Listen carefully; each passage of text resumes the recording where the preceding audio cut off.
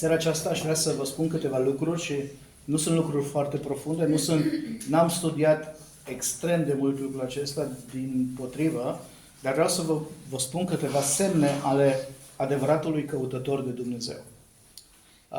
Poate vă aduceți aminte că acum 2 ieri,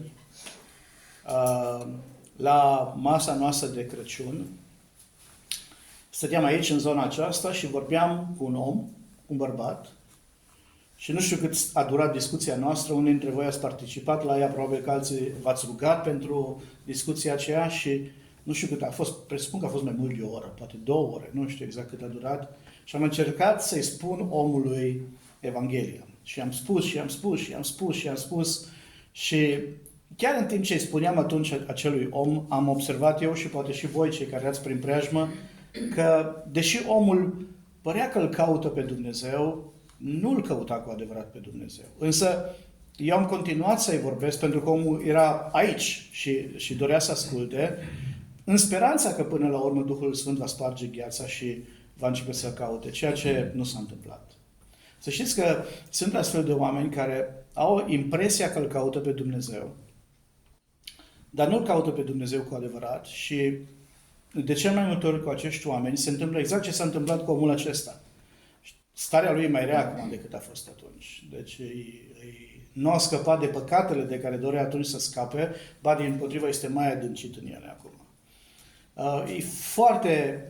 E foarte important pentru noi să căpătăm înțelegerea, priceperea, discernământul de a ști să deosebim pe adevărații oameni care cu adevărat îl caută pe Dumnezeu.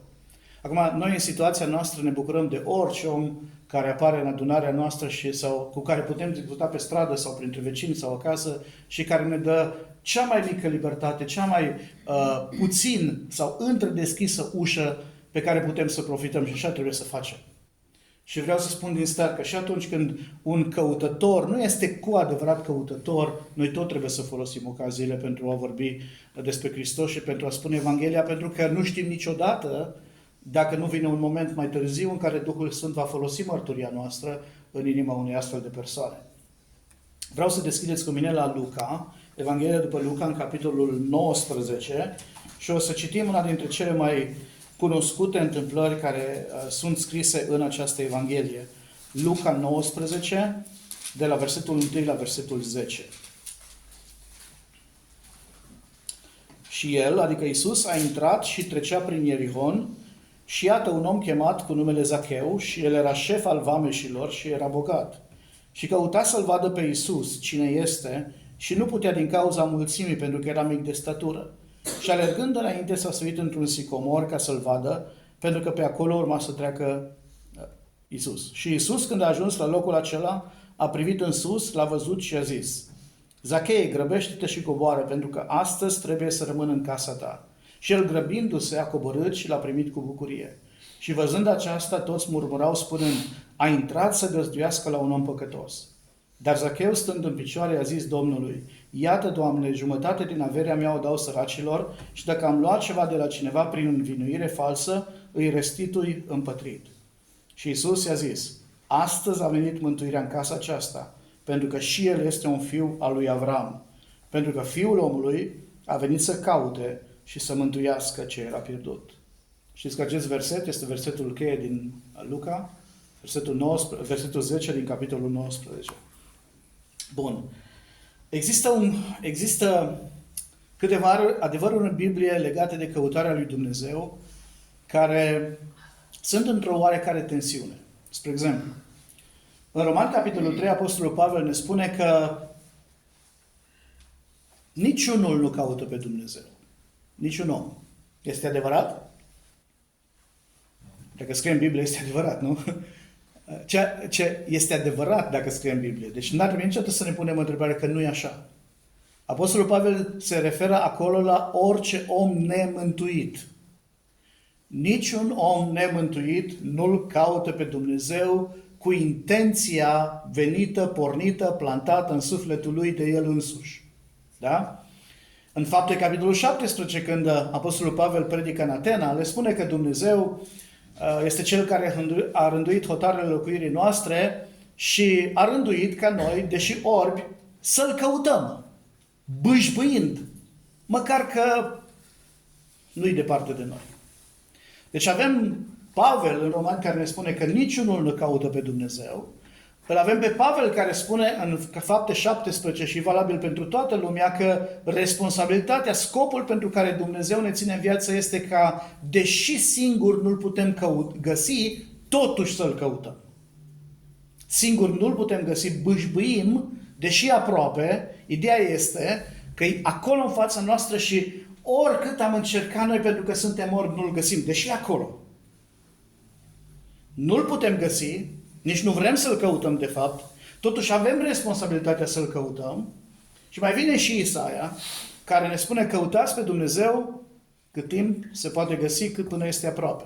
Acum, când interpretăm Isaia, trebuie să înțelegem că acel mesaj al lui Isaia este pentru iudei din vremea lui, peste care urma să vină judecata lui Dumnezeu. Da? Distrugerea Ierusalimului, robia babiloniană, și prin Isaia Dumnezeu îi spune: spune-le acestor oameni din poporul meu să mă caute până când nu-i pecetluită soarta și nu mai este drum de întoarcere și vin babilonienii.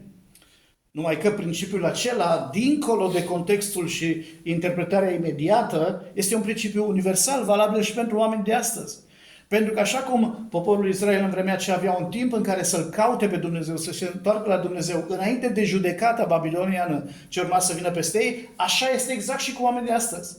Au un timp la limită în care să-L caute pe Dumnezeu, să se împace cu Dumnezeu, și dacă nu se întorc, dacă nu-L caută pe Dumnezeu în timpul acesta, își vine judecata și peste ei.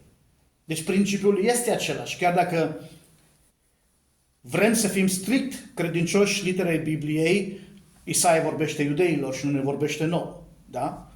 Dar este aplicabil și pentru noi. Deci, niciunul nu-L caută pe Dumnezeu în starea lui de om nemântuit. Avem responsabilitatea tot să-L căutăm pe Dumnezeu, deși nu-L putem găsi singuri. Și Dumnezeu ne spune: căutați-mă, că mă veți găsi. Toate trei afirmațiile sunt adevărate. Și trebuie să înțelegem cum arată omul care cu adevărat îl caută pe Dumnezeu și cum de ajunge niciunul nu îl caută pe Dumnezeu în starea să-L caute pe Dumnezeu. Și Zacheu este un exemplu foarte bun în această privință. Un teolog din secolul 20 spune așa: înainte ca o persoană să poată fi mântuită, ea trebuie să înțeleagă că nu se poate mântui singură. Deci, un om care are cea mai mică speranță că poate face ceva el însuși pentru propria sa mântuire, deși pare că îl caută pe Dumnezeu, nu-l caută. Nu-l caută. Nu-l caută cu adevărat. Nu-l caută în sensul biblic în care ar trebui să-l caute pe Dumnezeu. Cine va ajunge să-l caute totuși pe Dumnezeu? Doar omul acela care ajunge să priceapă că nu poate să facă nimic pentru propria sa mântuire. Până când omul are speranță că prin orice, bunătatea lui, faptele lui bune, religia lui, orice, poate cumva să câștige favoarea lui Dumnezeu, un astfel de om nu-L va căuta pe Dumnezeu. Singurul om care îl va căuta pe Dumnezeu este omul acela care a sfârșit cu toate lucrurile, nu i-a ieșit nimic și ajunge că nu poate face nimic pentru mântuirea lui. Și atunci începe căutarea acelui om după Dumnezeu. Oarecum asemănător cu acea femeie bolnavă, mai țineți minte, care avea probleme de hemoragie și care spune că a fost la toți doctorii și a pierdut toată averea, nu mai avea nimic la îndemână și a zis: doar să mă ating de poală hainelui și sigur voi fi vindecată. Și acea credință acelei femei care în disperare de cauză s-a agățat de Iisus, aceea este credința mântuitoare. Acum, în seara aceasta luăm de exemplu pe Zacheu, să învățăm de la el câteva semne ale omului care cu adevărat îl caută pe Dumnezeu. Pentru unii căutarea aceasta este mai lungă, pentru alții, ca și în cazul lui Zacheu, este foarte scurtă. Într-un fel, mă bucur că eu nu l-am căutat mult pe Dumnezeu. Foarte scurt. Și o să vedeți de ce l-am căutat și de ce Zacheu l-a căutat pe Dumnezeu. Sunt alții care le trebuie mai mult timp. Și hai să începem. În primul rând, trebuie să stabilim la Zacheu un context în care era omul acesta. Ce era Zacheu? Nu mă refer la meserie. Era un iudeu, era un evreu. Chiar dacă, deci chiar era un iudeu pentru că trăia la Ierihon, deci aproape de Ierusalim. Ce știm noi despre iudei? Ce știm noi despre evrei în general? Că aveau cuvântul lui Dumnezeu. În mod special pentru că era băiat, cu siguranță că Zacheu în copilăria lui a fost învățat din cuvântul lui Dumnezeu. I-o fi plăcut să învețe materia asta la școală? Probabil că nu. Cum le place copiilor să învețe orice aproape. Dar a trebuit să învețe. Și știți că în vremea aceea și chiar și astăzi, în anumite cercuri dintre evrei, unii în copilărie, practic până pe la 12 ani, învață tot Pentateuhul pe de rost. Adică primele 5 cărți din Biblie. Învață toată legea pe de rost. Zacheu a fost un băiat evreu care a fost învățat în cuvântul lui Dumnezeu, mai mult sau mai puțin, asta nici nu contează prea mult.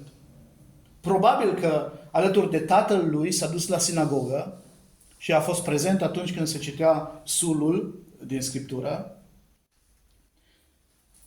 Există posibilitatea ca, datorită slujbei lui de vameș, să fie auzit ceva despre întoarcerea la Dumnezeu a lui Matei. Da? Acum, Matei nu era din Iudeea, Matei era din Galileea. Dar în breasla asta a vameșilor se cunoșteau între ei. Și probabil pentru zona Ierihonului, poate chiar mai mult de atâta, știm despre Zacheu că era șeful lor. Dacă vreți, era directorul centrului lor al vameșilor. Deci, mă gândesc, nu știu, aici e doar speculație, dar mă gândesc, presupun că atunci când un vameș care câștiga bani buni din slujba lui, dintr-o dată a părăsit slujba aceea ca să-L urmeze pe Iisus și chiar a devenit unul dintre apropiații lui, vorbesc de Matei, mă gândesc că cel puțin în cadrul vameșilor, vestea asta s-a răspândit.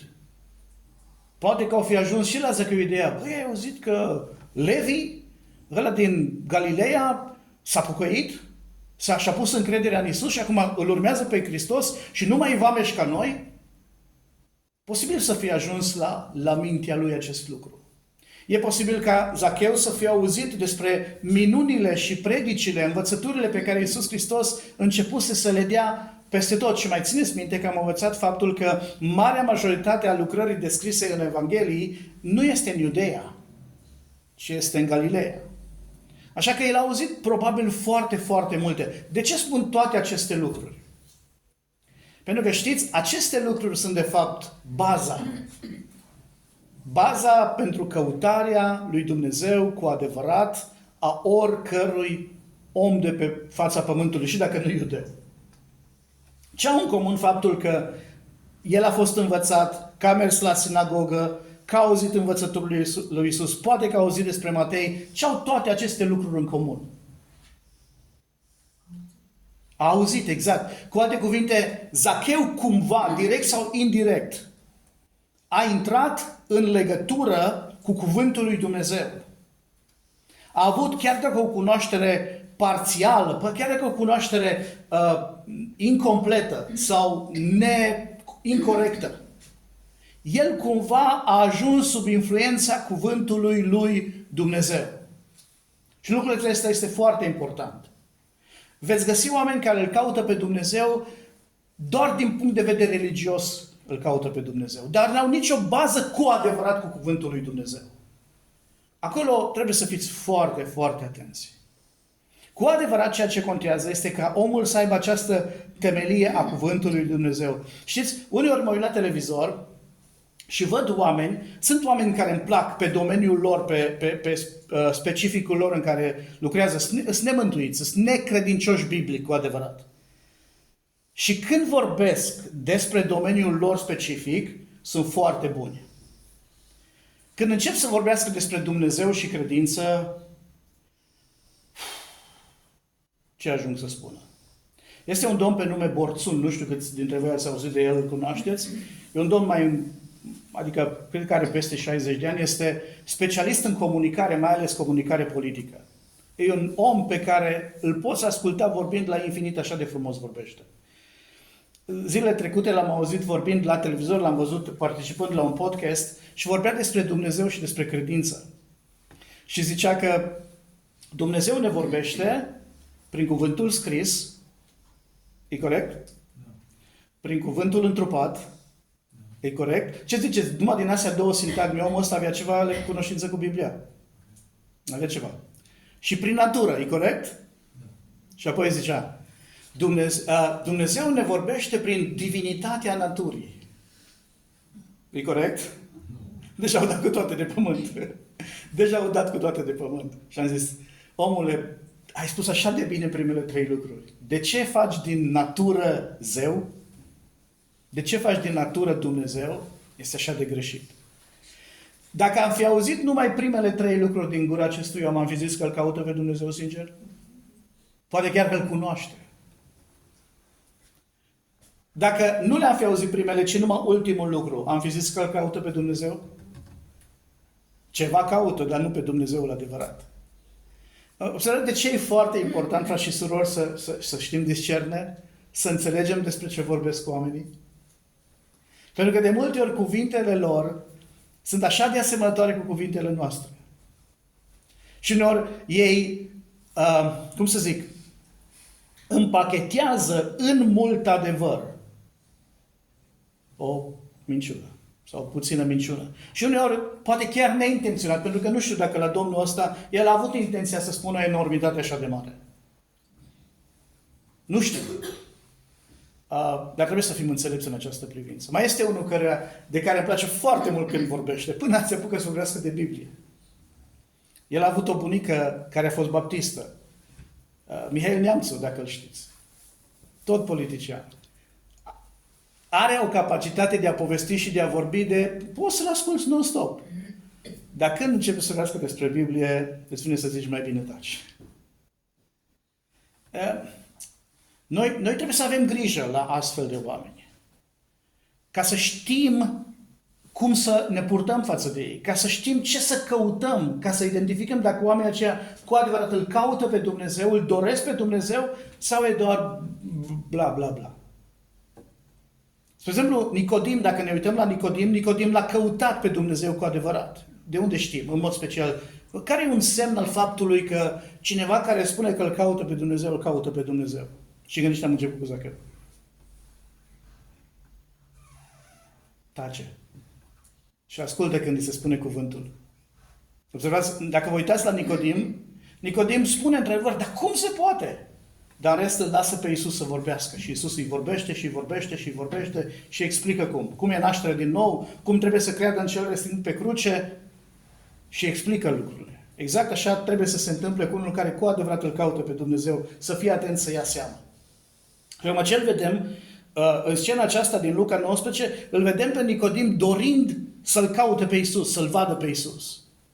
Știți de ce? Impresia este când te uiți la textul acesta că ideea îi aparține lui Zacheu. Că el vine cu ideea aceasta să-l caute pe Domnul Iisus. Dar știți că Biblia ne spune că noi îl iubim pe El pentru că și nu ideea noastră. Iubirea noastră este răspunsul la ceva ce iubirea Lui produce pentru noi. Știți de ce l-a căutat Zacheu în acea zi să-L vadă pe Iisus? Exact, pentru că de aceea e versetul 10 la capătul pasajului. Pentru că Fiul omului venise să-L caute pe El. Da? Cu alte cuvinte, orice om, asta e primul semn, orice om care îl caută pe Dumnezeu, îl caută pentru că realizează faptul că este căutat de Dumnezeu. Este mișcat de Duhul Sfânt în el. Duhul Sfânt pune un interes pentru Dumnezeu în el. N-a fost pur și simplu curiozitatea lui Zacheu. N-a fost doar atât. A fost o curiozitate care a fost plantată în inima lui Zacheu de Domnul Iisus Hristos. Cum? Prin Scriptura care a fost predată în copilărie? Nu știu. Prin ce a auzit alături de tatălui la sinagogă? Nu știu. Prin faptul că a auzit despre mărturia lui Matei? Nu știu. Prin faptul că el însuși la urechile lui au ajuns învățăturile lui Iisus și minunile lui Iisus? Nu știu. De obicei, noi nu știm când Duhul Sfânt începe să lucreze în inimile noastre. Începutul nu-l știm. Adică momentul acela când Duhul Sfânt pătrunde și începe să ne lumineze și începe să ne învețe. La început nu știm. Chiar la început nu știm. Dar după aceea, datorită faptului că Duhul Sfânt lucrează în inima noastră, se naște în noi dorința de a-L căuta pe Dumnezeu. De a înțelege adevărul lui Dumnezeu. Exact cum s-a întâmplat și cu Zacheu. Și uneori asta e greu de identificat și nici nu trebuie neapărat să fim ca niște polițiști, dar să vedem, curiozitatea omului acesta este o curiozitate naturală, omenească, sau este o curiozitate plantată în inima lui de Dumnezeu, de Duhul Sfânt. Dacă este de la Duhul Sfânt lucrul acela, atunci de obicei omul se lasă învățat. Dacă este a lui personală, s-ar putea să fie ca pământul acela care prinde repede viață și pentru că nu-i temelie moare. Sau ca pământul celălalt care pare să prindă viață, dar după aia vin toate gândurile, toate problemele și înneacă totul. Nici tu, nici eu, frate și soră, dacă suntem mântuiți și suntem mântuiți, nu l-am căutat pe Iisus pentru că pur și simplu ni s-a prins becul de la noi înșine să-L căutăm pe Iisus. Dar toți în momentul în care l-am găsit pe Iisus, ne-am dat seama, stai puțin, de fapt tu mă căutase și pe mine înainte. Înțelegeți? Asta e un lucru foarte important ce trebuie să-l înțelegem. Nu de la noi, ci de la Dumnezeu. Când spunem că omul nu este mântuit prin fapte, spunem că omul nu are nici măcar intenția, inițiativa mântuirii sale. Și toate acestea sunt ale lui Dumnezeu împreună cu realitatea și cu finalitatea mântuirii. Toate sunt de la Dumnezeu. Prin harul lui Dumnezeu, nu din fapte ca să nu se laude nimeni. Deci primul semn este că Duhul Sfânt îl mișcă pe om să-L caute pe Iisus. Dar în momentul în care avem de-a face pentru prima dată cu o persoană care spune că îl caută pe Dumnezeu, noi nu știm dacă lucrul acesta s-a întâmplat sau nu. Noi nu știm, dar aceasta e temelia. Și nici nu-i treaba noastră să încercăm să descotorosim cumva dacă s-a întâmplat asta. Lucrul ăsta se va vedea prin următoarele 6 lucruri care sunt vizibile în viața acestui om. De data aceasta vizibile. Faptul că omul e deja lucrat, pregătit de Duhul Sfânt, noi nu vedem. Dar vedem prin faptele lui, prin ceea ce face omul, dacă este așa sau nu. Primele 3 încep cu nu-i pasă și ultimele 3 cu îi pasă. Și prin asta vedem când cineva îl caută cu adevărat pe Dumnezeu. Iată ce primul lucru care nu-i pasă unui om care îl caută pe Dumnezeu pentru că Dumnezeu îl caută pe el, pentru că Duhul Sfânt îl mișcă. Nu-i pasă de oameni. Nu-i pasă de niciun om. Indiferent cine ar fi, indiferent câți ar fi, nu-i pasă deloc. Deci, Zacheu era șeful vameșilor. Vă puteți închipui că în Ierihon, ceilalți evrei care trăiau acolo, probabil că majoritatea erau în 2 categorii. Unii care, când îl vedeau pe șeful vameșilor, cel responsabil de taxele și impozitele pe care le plăteau ei guvernului roman, când se apropiau de el, erau cu sărumâna, sperând că își va aduce aminte de ei Zacheu și când va veni să noteze cât datorează ei guvernului roman, le va trece sumă mai mică și nu sumă mai mare. În vremea aceea era puțin mai multă libertate în corupție decât este astăzi și un vameș putea să treacă chiar de 4 ori mai mult decât trebuia să datoreze. Înțelegeți de ce spun de 4 ori? Pentru că Zacheu la sfârșit zice, poate că și eu am făcut asta. Știți? Deci de multe ori mai mult. Unii erau așa probabil toată ziua cu sărumâna și îngușitori pe lângă ei. Iar alții erau pe față duri și răuvoitori și îi urau cu toată ființa lor pe vameș. Și dacă cumva îi întâlneau pe stradă, îi făceau cu oșoțet, tot ce se putea. Ca să îi bălăcărească pentru rușinea aceasta că sunt trădători de patrie, că lucrează cu guvernul roman. Acum, Zacheu trebuia să-și păstreze o imagine Așa gândea Zacheu înainte cu o zi. Și așa gândesc foarte mulți oameni când vine vorba de credință, de pocăință. Păi da, eu sunt cineva. Și foarte mulți oameni sunt împiedicați pentru că se gândesc, dar ce vor zice oamenii? Ce vor zice ceilalți? Eu îl caut pe Dumnezeu, dar colegii la serviciu.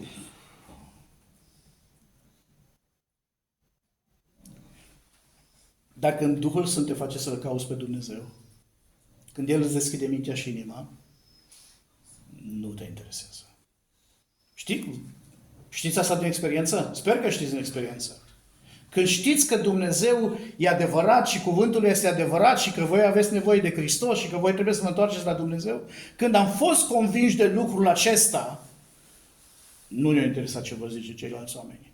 Nici cei de acasă, nici cei de la lucru, nici cei de la școală, pentru că am știut, eu vreau să-L caut, să-L văd, să-L găsesc pe Iisus. Pentru că de El am nevoie. Și asta face și Zacheu. Nu îi pasă de oameni, nici de cei apropiați, nici de cei îndepărtați, nici de familie, nici de prieteni, nici de colegi, nici de dușmani, de nimic nu-i pasă, de nimeni nu-i pasă. Ăsta e un semn, să știți. Când vedeți pe cineva care prezinte că îl caută pe Dumnezeu, dar să vedem ce zice mama, tata, așa, mai departe, să vedem cum mi-aranjez cu nu știu cine, încă nu-i cu adevărat mișcat de Duhul lui Dumnezeu. Al treilea lucru. Al doilea, nu-i pasă. Nu-i pasă de circumstanțe sau de piedicile care stau în calea lui. Bine puteți închipui pe Zacheu, nu-i așa? Pentru că zice Biblia că era pici, era mic de statură. Ceea ce înseamnă că ceilalți care erau mulțimea aceea și care îl întâmpinau pe Iisus sau mergeau alături de Iisus erau mai înalți ca el. Și acum putem să ne imaginăm că el a încercat să sară puțin, să se înghesuie, să-L vadă pe Iisus, dar până la urmă a zis, păi, dacă e așa, eu nu o să-L văd niciodată pe Iisus, că n-am cum să răzbat dincolo de ei. Orice om care lasă circumstanțele să-l împiedice, nu e un adevărat, nu e un autentic căutător al lui Dumnezeu. Când citim pildele, ne aducem aminte că Domnul Iisus spune că unul a zis, lasă-mă întâi să, da acum să. Ori de câte ori cineva vine cu o piedică în calea lui, cu o circumstanță în calea lui și se prezintă ca o scuză, ca o situație pe care încă îl împiedică să-L cunoască pe Dumnezeu și să-L caute pe Dumnezeu, este dovada faptului că omul acela nu este un căutător sincer de Dumnezeu. Nu, și sincer, nu spun sincer în sensul că e mincinos, că e prefăcut, dar nu-L caută cu toată inima pe Dumnezeu. Încă nu-i lucrat de Duhul Sfânt suficient de mult să înțeleagă nevoia lui. Zacheu a depășit toate obstacolele.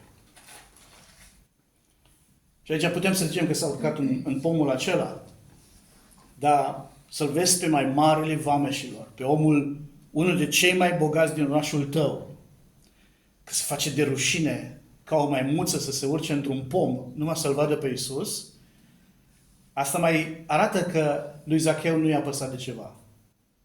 Oare de ce? De lume am zis deja că nu i-a păsat de oameni. De sine nu i-a păsat. Adică n-a fost atât de atent cu privire la propria sa imagine, încât, dar ce o să zic oamenii dacă mă văd cum mă casăr eu? Și imaginați-vă că Zacheu trebuie să fi fost, nu în tinerețea lui, era șeful vameșilor.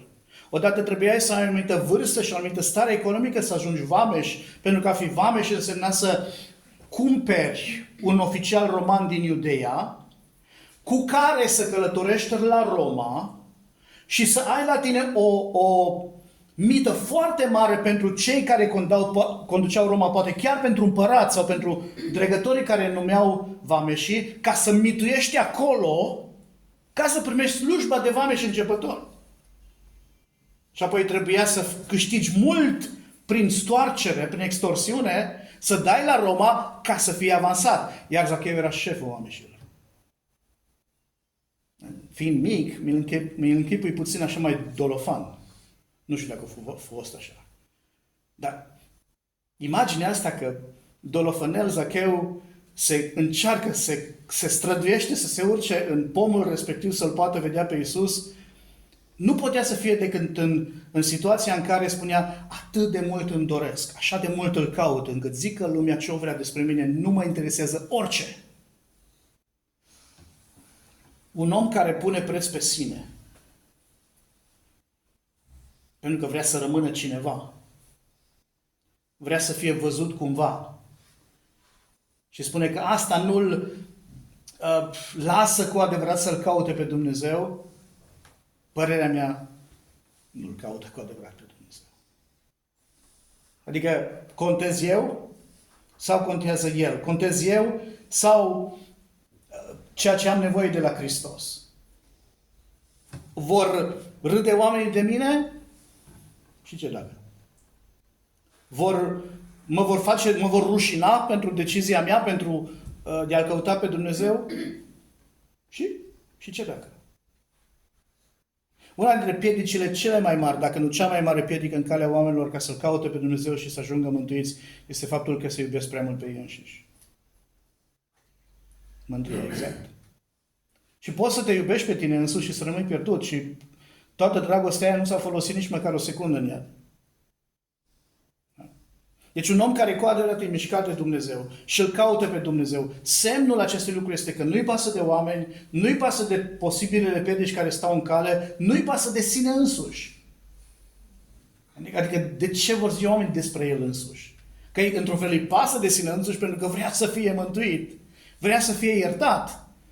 Dar nu-i pasă de rușinea pe care eventual o va purta pentru Domnul Iisus Hristos. De fapt, noi înșine știm, frați și surori, în general, asta e experiența. În momentul în care suntem mântuiți, în primele ore, zile, săptămâni de la mântuire, chiar nu ne pasă despre orice zic oamenii despre noi. Ba chiar suntem bucuroși când cineva ne mustră, ne critică, ne bagiocorește pentru că suntem al lui Iisus. Mai târziu, după ce chipurile ne maturizăm, atunci, totuși, să nu fim atât de bagiocoriți, să nu fim atât de vorbiți de rău, atunci mai facem noi compromisuri. Dar la început, nu știu cum ați fost voi, dar la început puteau să dea cu parul în mine, nu mă interesa. Putea să ia, nu știu ce de la mine, nu m-ar fi interesat. Dar mai apoi, mai plecăm urechea la lucruri de felul acesta, din păcate. Ăsta este și exemplul din Evanghelia după Ioan, când acei farisei și preoți crezuseră în Domnul Iisus Hristos, dar de frică să nu fie dați afară din sinagogă, nu mărturiseau pe față. Odată le păsa de oameni, le păsa de circumstanțele acelea de a nu fi dați afară din sinagogă și le prea păsa de ei înșiși. Și asta e trist lucru, că oamenii rămân nemântuiți din cauza acestor lucruri, dar trist lucru la care vreau să mă refer este că noi, după ce suntem mântuiți, de multe ori îmbrățișăm aceste lucruri. Și ne slăbim credința și ne slăbim rodirea și eficiența spre slava lui Dumnezeu. Deci, astea sunt lucrurile de care nu-i pasă unui adevărat căutător de Dumnezeu.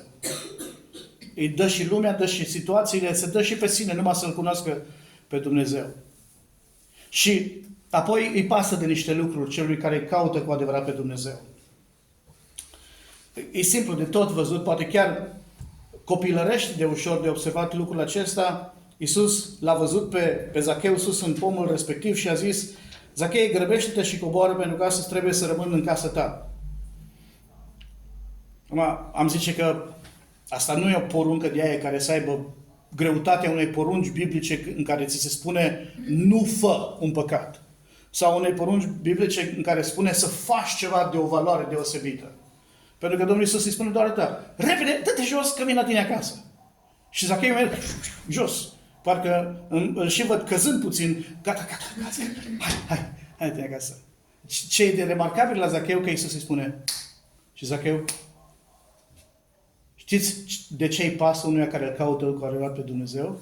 Îi pasă de porunca lui Dumnezeu. Îi pasă de cuvântul lui Dumnezeu. Și în privința mântuirii, spre exemplu, sunt două lucruri pe care le poruncește Dumnezeu. Și le știți, astea trebuie să le știm cu ochii închiși. De ce? Care îți cere două porunci ale lui Dumnezeu ca să fim mântuiți? Fiindcă lui Dumnezeu, exact, nu îi pasă de vremea de neștiință și poruncește acum tuturor oamenilor de pretutindeni să se pocăiască, da? Fapte 17:30. Și al doilea lucru, cum poți să fii mântuit? Crede în Domnul Iisus și vei fi mântuit. Pocăința și credința. Acestea două sunt împreună. Acum, aici nu e vorba de asta, ci e vorba pur și simplu că Iisus îi spune: repede, Acolo. Și Zacheu, repede, face ce îi spune Domnul Iisus Hristos. Și așa procedează unul care cu adevărat vrea să se împace cu Dumnezeu. Unul care cu adevărat îl caută pe El. Și așa trebuie să facă unul care l-a găsit pe Dumnezeu. Unul care l-a găsit pe Dumnezeu. Ce să fac? Și Dumnezeu îți spune, prin cuvântul Său, am înțeles. Și te-a pus și faci lucrul acela. Al șaselea lucru. Al doilea, îi pasă. Îi pasă de oameni. Unul care îl caută pe Dumnezeu, sau unul care deja l-a găsit pe Dumnezeu, dovedește lucrul acesta prin faptul că îi pasă de oameni. Acum, prin ce dovedește Zacheu lucrul acesta? Spune Zacheu, jumătate din averea mea o dau săracilor. Țineți minte, Zacheu, în momentul acela, când spune aceste cuvinte, era mântuit de cât timp? Probabil câteva minute. Probabil câteva minute. Pentru că după ce spune el aceste cuvinte, Domnul Iisus spune, astăzi a venit mântuirea în casa aceasta. Astăzi. Deci aceea a fost ziua mântuirii lui, Zacheu. Și înainte ca Iisus să spună aceste cuvinte, el spune, jumătate din averea mea o dau săracilor. Evident că prin ce spune Zacheu, spune, îmi pasă de oameni. Și vreau ca din ce am agonisit eu, să dau jumătate oamenilor, săracilor în cazul respectiv. Acum, ce vedem aici la Zacheu este un credincios, dar un credincios imatur. Știm că e imatur pentru că Domnul Iisus nu-l corectează, nu-i spune nimic, nu-i spune să nu dea săracilor. Era evident că preocuparea lui pentru oameni era o dovadă a faptului că el și-a înțeles greșelile și păcatele și acum, având natura nouă, găsindu-L pe Dumnezeu, este preocupat de ceea ce și Dumnezeu este preocupat, de soarta oamenilor. Dar este o gândire imatură. Și de ce spun lucrul acesta? Pentru că vă amintiți că într-o altă ocazie, când s-a pus pe masă discuția despre săraci, Iisus le-a spus ucenicilor, care nu erau oameni imaturi în credință, pe săracii aveți întotdeauna cu voi. Cred că oricare om în clipa asta mântuit, sau de o zi mântuit, sau de o săptămână mântuit, când spune primele lucruri pe care vrea să le facă pentru Domnul, ar spune ceva de genul acesta. Să-i ajut pe săraci, să dau mâncare celor care n-au să-i îmbrac pe... Pentru că, prima dată, asta ni se pare nouă că e dovada supremă a acestor lucruri. Indiferent însă de lucrul acesta, cât de imatur sau matur este lucrul acesta. Un om mântuit, un om care l-a căutat pe Dumnezeu și l-a găsit și sincer în căutarea lui, nu poate să rămână indiferent față de semenii lui. Pentru că, da, cea mai mare poruncă este să-L iubești pe Dumnezeu. Dar a doua, asemenea ei, este și pe aproapele tău. Da? Și asta dovedește că cineva îl caută pe Dumnezeu cu adevărat. Dar nu uitați, nu-i pasă și îi pasă sunt împreună importante. Pentru că milostenii și ajutoare umanitare oricine poate să facă. Și în sine doar acest lucru nu înseamnă că cineva îl caută cu adevărat pe Dumnezeu. Sau că îl cunoaște pe Dumnezeu. Dar împreună cu celelalte este un semn important. Și un ultimul lucru. Poate ar fi trebuit să-l spun eu înainte de aceasta, chiar dacă eu respect aici ordinea cuvintelor lui Zacheu. Pentru că Zacheu spune, și dacă am luat ceva de la cineva prin învinuire falsă, îi restitui împotrivă. Acum, știți, există un cuvânt acolo care arată din nou imaturitate. Știți care e cuvântul? Dacă, exact, dacă. Dacă. E ca și cum zice, Doamne, dacă am păcătuit împotriva Ta. Cuvântul ăsta, vă rog, nu-l spuneți niciodată Domnului, dacă am păcătuit împotriva Ta. Pentru că și dacă am fost iertat de păcatele mele de ieri, se prea poate ca asta să fi păcătuit din nou împotriva Lui. Așa că nu prea merge cu dacă. Dar el e cât se poate de sincer. Dacă am luat de la cineva pe nedrept, și aici e elementul cheie, că vameșii erau obișnuiți să ia mai mult decât trebuia. Era în slujba lor, era în natura lor. Și acum, el fiind vameșul șef, probabil că el nu mai participa la lucrul pe câmp, adică printre oameni. El doar raporta la Roma ce se aduna. probabil că promovase și nu mai avea direct legătură, nu mai bătea la ușile oamenilor. Când nenea Ghiță Marcu. O să-l opresc. Așa. Deci, da, știa care-i obiceiul vameșilor Zacheu. Și spune, dau înapoi împătrit. Știți, asta e exemplul pocăinței. Pentru că pocăința adevărată nu doar recunoaște păcatul și își cere iertare pentru păcat. Dar pocăința adevărată, atunci când e posibil, ce face? Restaurează, repară, îndreaptă greșelile făcute. Da? Asta e pocăința adevărată. Și el spune, vreau să-mi întreb greșelile. Recunosc că am luat mai mult. Recunosc că am fost nedrept. Și vreau să repar tot ce se poate repara. Îi pasă de pocăință unui om care îl caută cu adevărat pe Dumnezeu. Îi pasă de pocăință unui om care spune că l-a găsit pe Dumnezeu. Noi n-ar trebui să fim nepăsători cu privire la păcatele noastre, la greșelile noastre. Limbajul lui cu acel dacă este un limbaj al imaturității, dar restul cuvintelor pe care le spune împreună cu dacă arată libertatea în care se găsește el de acum. El spune, am fost mântuit, am fost schimbat, l-am găsit pe Hristos, de acum sunt liber de stăpânirea, ce? A păcatului meu, a banilor, a averii, sunt liber de lucrurile acestea. Cea mai mare valoare pentru mine nu mai este ce am iubit înainte. Cea mai mare valoare pentru mine este cel pe care îl iubesc acum. Și pocăința mea este atât de reală și de sinceră, încât sunt gata să repar tot ce trebuie reparat în pocăință. Astea sunt semnele unui om care cu adevărat îl caută pe Dumnezeu. A unui om care cu adevărat l-a găsit pe Dumnezeu. Asta e interesant. Că aceste semne le putem găsi la unul care încă nu-i mântuit, dar Dumnezeu a început să-l caute pe el și ca urmare el îl caută pe Dumnezeu. Duhul Sfânt a lucrat în inima lui și ca urmare el ascultă de călăuzirea și de mânarea Duhului Sfânt. Dar aceleași lucruri sunt semne și ale creștinului autentic. El este mișcat de Duhul Sfânt pentru că se lasă călăuzit de Duhul Sfânt. Și prin ce se vede când Duhul Sfânt ne călăuzește? Prin faptul că nu ne pasă de oameni. Prin faptul că nu ne pasă de circumstanțe. Prin faptul că nu ne pasă de noi înșine. Dar ne pasă de porunca lui Hristos. Ne pasă de oamenii care sunt în jurul nostru. Ne pasă ca pocăința noastră să fie reală, să fie deplină. Vedeți cât de aplicabil este exemplul lui Zacheu și la cei nemântuiți, dar și la cei mântuiți? Rezultatul a faptului că el a căutat cu adevărat pe Dumnezeu au fost cuvintele lui Iisus. E așa de frumos ce spune Domnul Iisus. El nu-și face timp. Iisus nu-și face timp neapărat să răspundă celor care îl acuză că a intrat să găzduiască la un om păcătos. E adevărat, Zacheu era păcătos. Numai că oamenii când au zis că era păcătos, spuneau că e păcătos în sensul de om neîmpăcat cu Dumnezeu.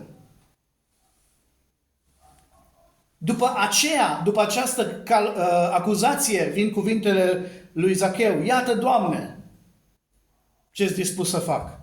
Și apoi Iisus, parcă răspunzând la cuvintele lui Zacheu, le spune, astăzi a venit mântuirea în casa aceasta pentru că și el este fiul al lui Avram. Adică și el este fiul tatălui credinței. Observați cum vedem în această ilustrație și pocăința lui Zacheu și credința.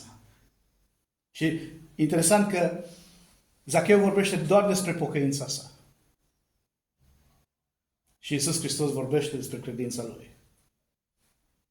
Iisus vede credința în el. Vă amintiți că de-a lungul lucrării Domnului Iisus Hristos, nu oamenii au zis în general, eu cred în tine. Și Iisus le-a zis în general, credința ta te-a vindecat, te-a mântuit, te-a așa mai departe. Sau Iisus i-a întrebat, crezi? Și ei au zis, cred. Asta s-a întâmplat exact cu Zacheu. Iisus i-a spus, astăzi. Astăzi omul acesta a fost născut din nou. Astăzi omul acesta a fost mântuit. În această relatare este clipa mântuirii lui Zacheu. Când a fost ea? Astăzi, în acea zi. Dar care a fost efectiv momentul? Când l-a întâlnit pe Domnul, dar bun, când Domnul a intrat în casa lui, când Domnul l-a chemat și a zis, grăbește să te dai jos? Da, oare este posibil ca să fi fost când Zacheu a urcat în pom?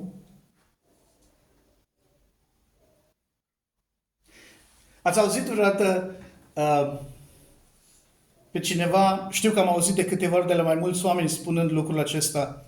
Știți că în America, în biserici, când se face evangelizare, când se predică Evanghelia, uneori oamenii sunt chemați să iasă din băncile lor și să vină în față să ia o decizie, să se roage, să vorbească cu cineva, să le explice Evanghelia.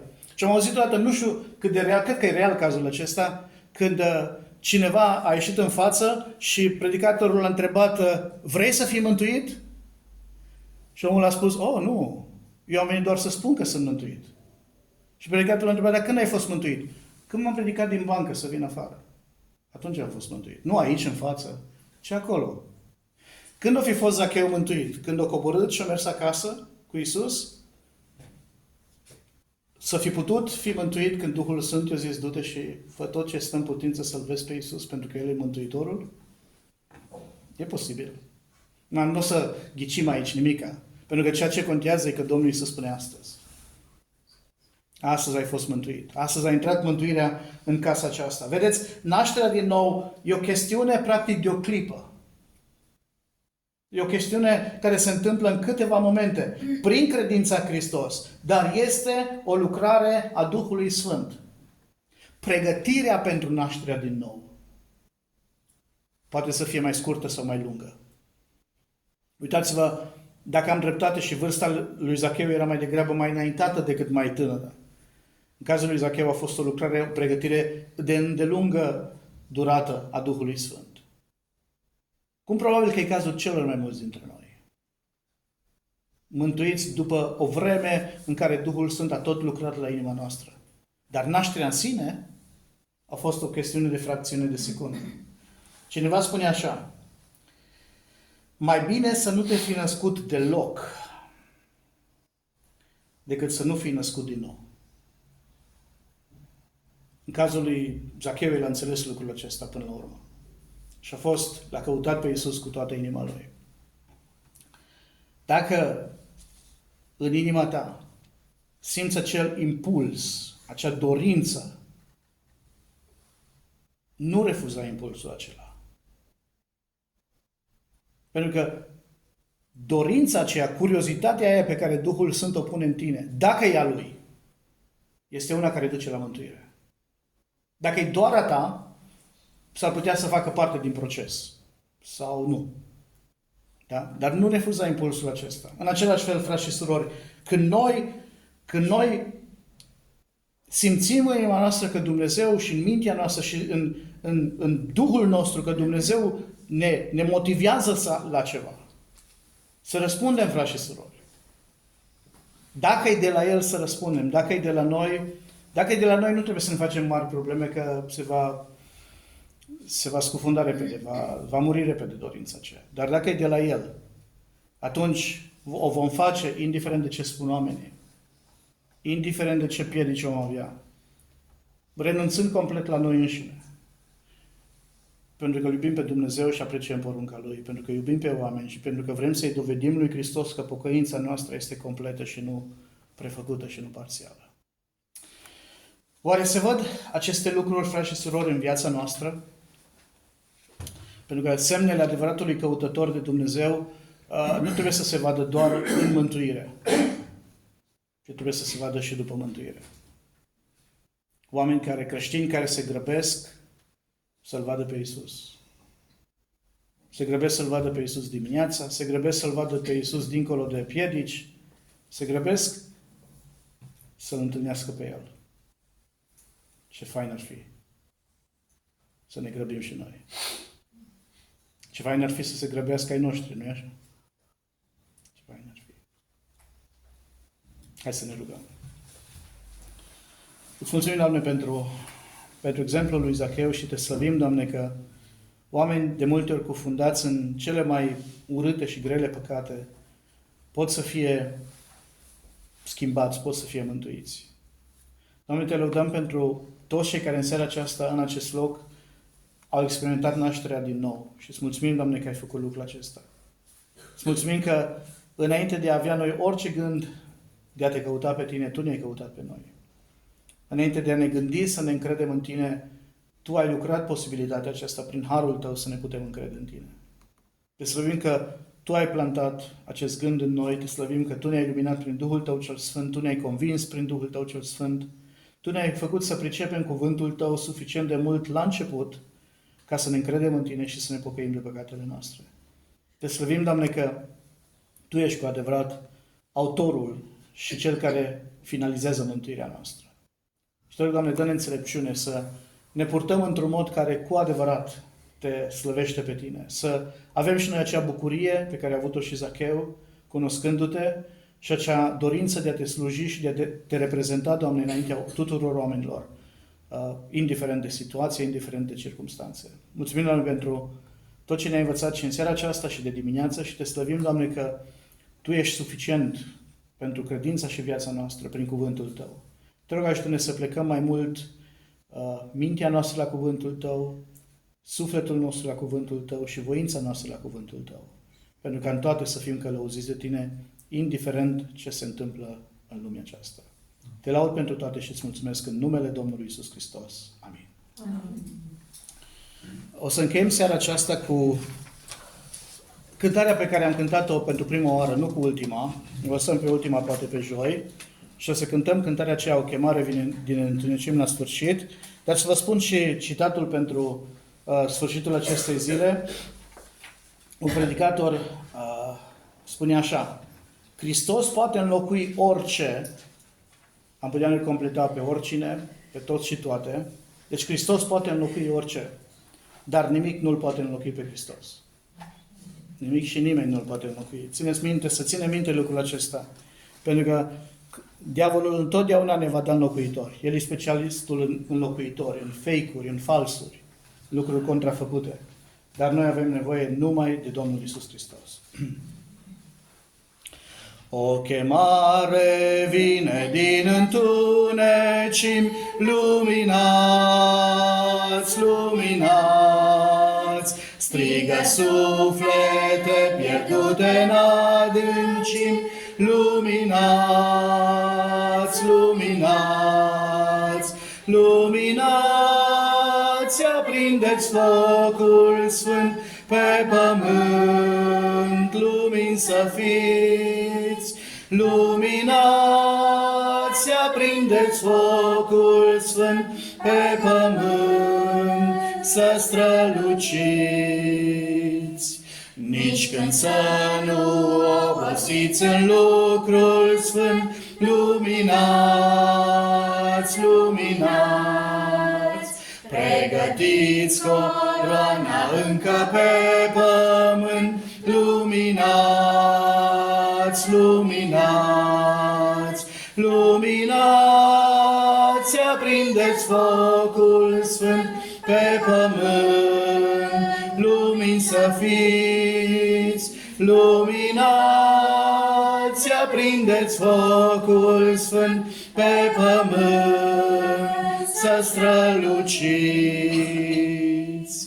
Harul Său să fie peste toți bogat, luminați, luminați, și-n iubire să rămâneți neîncetat, luminați, luminați, luminați, aprindeți focul sfânt pe pământ, lumini să fiți, luminați, aprindeți focul sfânt pe pământ, să străluciți. Amin. Slăvit să fie Domnul, adunarea este liberă.